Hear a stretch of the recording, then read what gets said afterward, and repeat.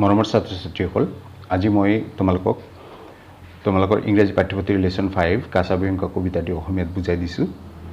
এতিয়ালৈকে তোমালোকে যদি মোৰ চেনেল সাবস্ক্ৰাইব কৰা নাই প্লিজ সাবস্ক্ৰাইব কৰিবা আৰু কাষৰ নটিফিকেশন বেলটোত ক্লিক কৰি অল সিলেক্ট কৰিবা। কবিতাটিৰ প্ৰথমতে কবিৰ বিষয় আছে। ফেলিচিয়া হিমান্স was born in 1793 at Liverpool.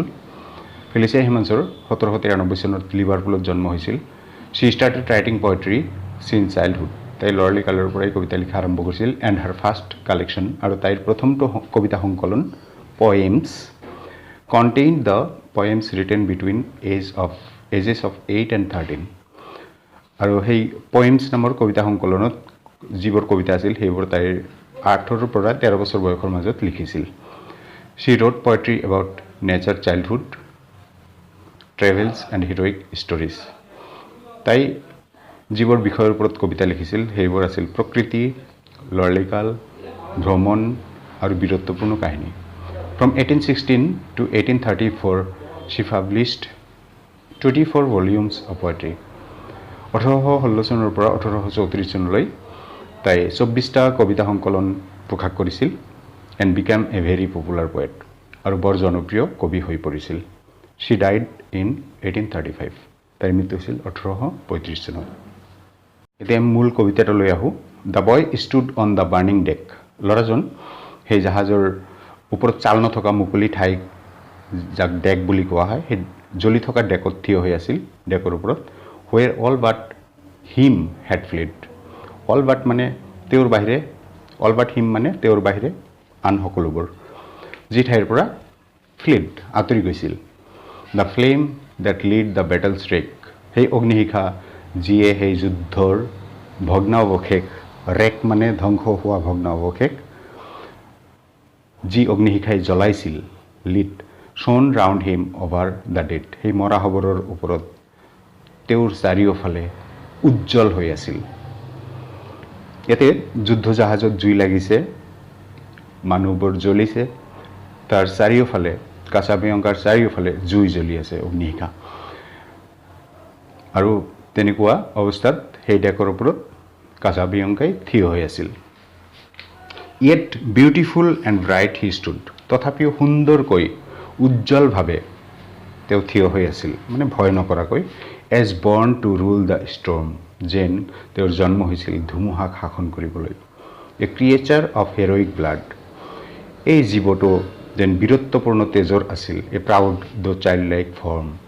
তেওঁৰ শৰীৰটো যদিও শিশুৰ দৰে আছিল তেওঁ আছিল গৰ্বিত। ইয়াতে কাছাবিয়ংকাৰ সাহসৰ কথা কৈছে দেউতাকে। তাৰপিছত the flames rolled on, he would not go. সেই অগ্নিশিখাবোৰ বাগৰি বাগৰি আহিছিল কিন্তু সি নাযায়, তাৰ পৰা আঁতৰি নাযায়। Without his father's word. দেউতাকৰ আদেশ অবিহনে। That father faint in death below. সেই পিতৃজন মৰাখবৰৰ মাজত তলত অচেতন হৈ পৰি আছিল। His voice no longer heard. তেওঁৰ মাত শুনা নাছিল। He called aloud. সি চিঞৰি মাতিছিল। Say father, say. কোৱা দেউতা কোৱা। If yet my task is done. মোৰ কাম কৰা সম্পূৰ্ণ হ'লনে? মোৰ কৰ্তব্য পালন হ'লনে? He knew not that the chieftain lay unconscious of his son. সি জনা নাছিল যে সেই কেপ্টেইনজন পুতেকৰ কথা শুনিব পৰা নাছিল কাৰণ অচেতন হৈ আছিল। Speak father. Once again he cried. তেওঁ আকৌ চিঞৰি কৈছিল দেউতা কোৱা। If I may yet be gone. এতিয়া মই যাব পাৰিমনে? And but the booming shots replied. কিন্তু সেই ধুমকৈ হোৱা গুলিৰ শব্দই হে উত্তৰ দিছিল। And fast the flames rolled on. আৰু সেই অগ্নিশিখাবোৰ বেছি বেগাই বাগৰি বাগৰি আগুৱাই আহিছিল। Upon his brow he felt their breath.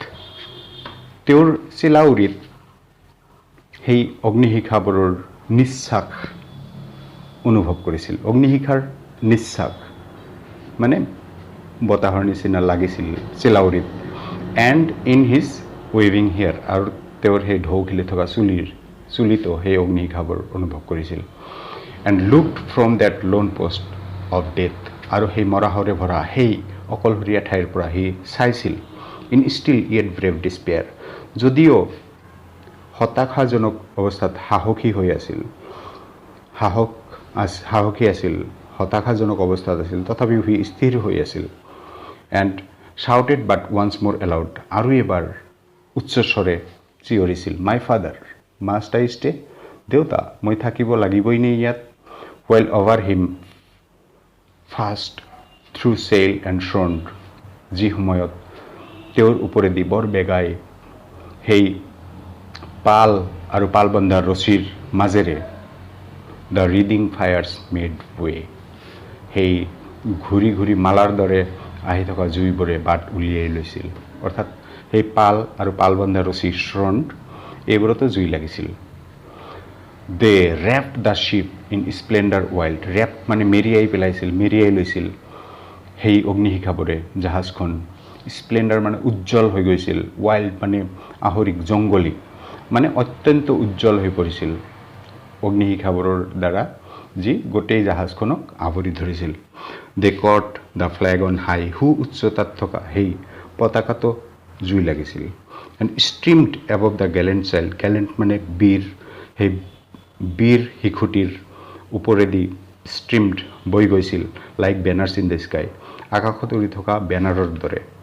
There came a burst of thunder sound, the boy oh' where was he, ask of the winds that far around with fragments strewed the sea, তাত সেই ঢেৰেকনিৰ দৰে শব্দ ধুমকৈ ফুটিছিল। আৰু ল'ৰাজন ক'ত আছিল? তেওঁৰ সেই শৰীৰ টুকুৰা টুকুৰ হৈ সেই বতাহজাকক সোধা, যিয়ে সাগৰৰ মাজত সেই ল'ৰাজনৰ টুকুৰা টুকুৰ শৰীৰ সিঁচৰতি কৰি পেলাইছিল। With must and helm and fan on ফিয়াৰ, যে সেই মাস্তুল, সেই দিক নিৰ্ণায়ক চকা, ষ্টিয়াৰিং হেলম, আৰু সেই তিনিকণীয়া পতাকা, that well had borne their part, সেই সকলোবোৰো জ্বলিছিল। But the noblest thing which perished there, কিন্তু তাত ধ্বংস হোৱা আটাইতকৈ মহান বস্তুটো আছিল, was that young faithful heart, সেই কোমলীয়া বিশ্বাসী অন্তৰখন, কাঁচাভয়ংকৰ অন্তৰখন। Thanks for watching. Please like, comment and subscribe my channel. See you in the next video.